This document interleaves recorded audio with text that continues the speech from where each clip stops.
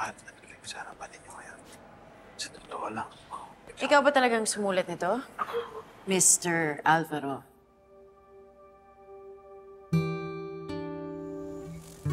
Pakiramdam ko, nung bata ako, buhay. Yung mga story ng nanay ko.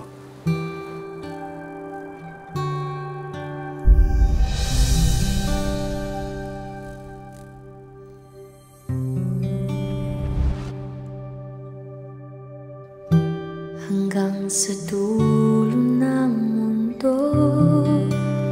Nay, sana malaki na rin ako. Parang yung ibang bata, baka maging matapang na rin ako. Hanggang maubos ang buo.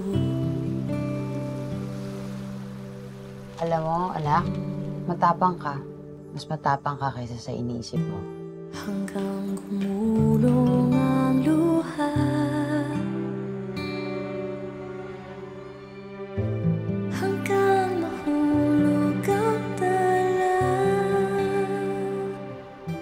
Tandaan mo, Ton, pag nakarating ka sa isla ng mga alitap-tap, matutupad ang hiling mo. Pwede ko bang i-wish na maging matapang na ako? Hinanap ko yung isla. Masdan mo aking mata. Di mo ba nakikita? Ako Ang ganda! lipat at nakikalapak. Gusto mo ba? Gusto mo ba? Ton, sigurado ka ba may ganyan talagang isla? Walang ganun. Anton!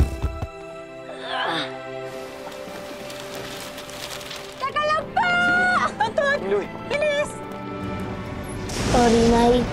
Di pa rin ako matapang. Totoo ang isla, Ton.